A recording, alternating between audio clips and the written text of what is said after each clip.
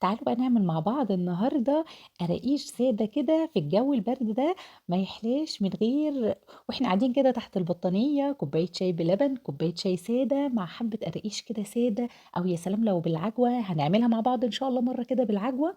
هعملها بطريقة سهلة جدا وبسيطة وبجد تحدي للأفران والمخابز. وهنعرف مع بعض سر لونها المميز ده، ازاي يطلع كله لون موحد بالشكل ده. تابعي معايا الفيديو، بجد فيه تفاصيل مهمة جدا هتطلع معاكي القراقيش. لو انت اول مرة تعمليها بجد هتطلعها معاكي ناجحة وسهلة وبسيطة. ونعرف مع بعض شوية بس تفاصيل. يا ريت نركز مع بعض في التفاصيل اهم من المقادير نفسها. اتمنى لو عجبك الفيديو ادعميني باللايك والشير لو عجبك الفيديو ومتابعة الصفحة. يلا بسم الله الرحمن الرحيم. اول حاجة معايا كيلو من الدقيق، وانا هنا قبل الفيديو نخلة الدقيق. يفضل جدا للمعجنات كلها ان انا بحب انخل الدقيق.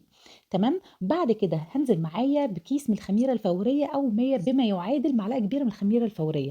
نزلت معايا كمان 3 معالق كبار من السكر البودر. وكمان نزلت معايا بمعلقه كبيره كده من الشمر واليانسون انا طحناهم.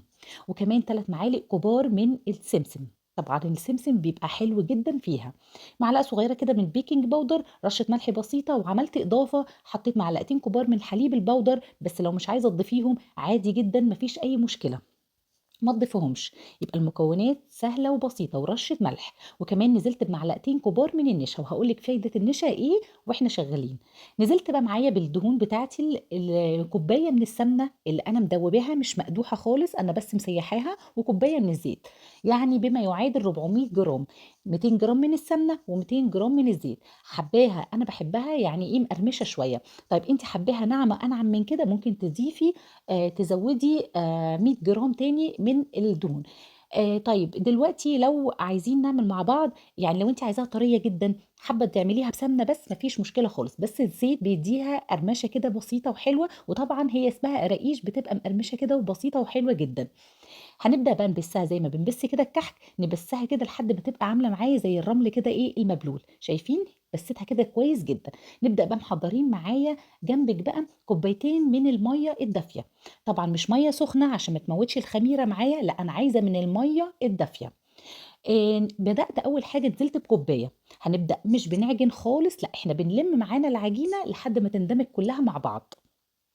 حابه تعجني بحليب مفيش مشكله خالص. حطيت بقى ليه معلقتين كبار من النشا. معلقتين كبار من النشا بيدوها، هي بتبقى مقرمشه برضو ولكن بتديها نعومه برضو بسيطه. حابه تستغني عنها مفيش اي مشكله خالص. بصوا هنا لقيتها لسه مشققه معايا جدا ومحتاجه، جبت الكوبايه معايا التانية ومش هنزل بيها. هنزل بيها يعني شويه بشويه، على حسب برضو كل دقيق بياخد معاكي سوائل قد ايه. يعني هتاخد معاكي كيلو دقيق من كوبايه ونص لكوبايتين، وما تزوديش عن كوبايتين هتطلع معاكي مظبوطه جدا. وريتك هنا برضو ان انا ضفت ميه تاني لحد ما العجينه تلاقيها معاكي طريه طريه في ايديكي. هنا قربت تلم معايا. هحط اخر خلاص، انا هنا حطيت كوبايتين يبقى خدت مني كوبايتين بالظبط من الميه. شايفين بقى هو ده قوام العجينه اللي انا عايزاه. عجينه كده لينه وبتتقطع في ايدك. شايفين؟ وتعملي كده نختبرها ما بتشققش معايا كده زي الفل قوي حلوه جدا. هنبدا دلوقتي نغطيها، وبعد كده نسيبها. انا سبتها تخمر ساعه. يعني سيبيها كده في مكان، اي مكان، انا حطيتها على السفره عندي، سبتها على السفره كده ايه تخمر لمده ساعه. اتمنى بقى لو وصلتي معايا لحد هنا ما تبخليش عليا باللايك والشير لو عجبك الفيديو. وهنا بقى بعد ما جينا للساعة نبدأ بقى هنجهز بقى ايه التشكيل بتاعنا. والتشكيل مفيش اسهل ولا ابسط من كده، بجد التشكيل بطريقة سهلة وبسيطة جدا. معاكي هنا بقى ناخد قطعة قطعة كده. وطبعا مجهزه الصواني جنبك او الصاجات اللي بتشتغلي فيها ومش مدهونه اي حاجه، هي واخده ماده دهنيه بما فيه الكفايه، مش عايزينها تكون الصواني بتاعتنا مدهونه اي حاجه. نبدا نلفها رول معانا بالمنظر ده. وتقدري تتحكمي في سمك العجينه بتاعتك براحتك خالص. عايزاها رفيعه، عايزاها تخينه شويه. انا السمك اللي انا وريتهولك في اول الفيديو ده اللي انا بحبه جدا كده. حابة بقى بططها بايديكي، تبططيها كده بايديكي، ونبدأ بعد كده نسويها. برضو الطول والمقاس بتاعها، سواء بتحبيها قصيرة بتحبيها طويلة، انت برضو اللي بتتحكمي فيها. شايفين انا هنا بساوي الاطراف بتاعتي بالسكينة كده وتسويها. حبيت برضو اقطعها كده بالورب، فبجبت كده ايه بنساوي الاطراف من الجنب وتبداي تقطعي بالورب كده. انا المقاس ده هو ده المقاس اللي انا بحبه جدا بصراحة، مقاس مناسب وهو المقاس ده اللي بيتعمل معايا في الافران.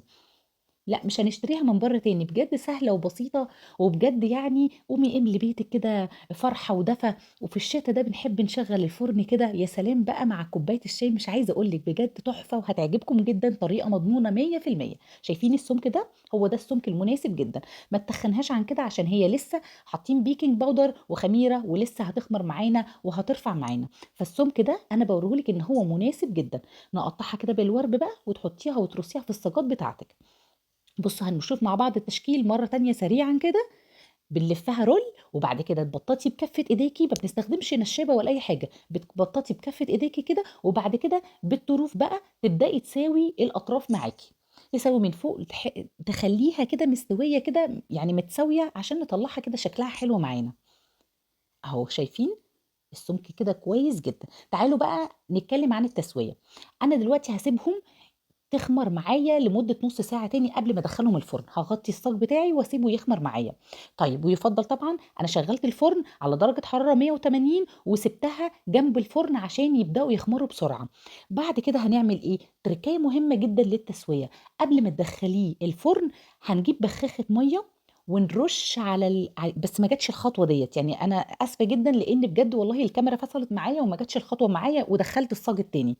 فأنا باقول لِك إن أنتِ تجيبي بخاخة مَيّة أو ترُشّي بإيديكِ لو ما عندكيش على العجين قبل ما تدخل معاكِ الفرن، وبعد أول 10 دقايق خلاص حطيتيها في الفرن، أول 10 دقايق هنخرّج الصاج بتاعنا ونرُشّه تاني بالمَيّة، حبّة كده تاني بالمَيّة كده ترُشّيه بخّتين كده بالمَيّة، وبعد كده تدخّليه بقى يكمّل تسوية، كل فرن على حسب الفرن، أنا مشغّلتها درجة حرارة 180 عشان تكون تستوي معايا من جوّه كويس جدًا، وعايزة أقول لِك خدت معايا في الفرن 45 دقيقة. كل فرن على حسب، يعني ممكن تاخد معاكِ 35 دقيقة ما فيش مشكلة خالص، تابعيها طبعًا، ما شغّلناش شواية، رش المَيّة ده اللي بيعملوه السر في الأفران والمخابز علشان تطلع معاكِ اللون الدهبي وتكوّن لِك قشر دهبي. أتمنى يكون الفيديو عجبكم،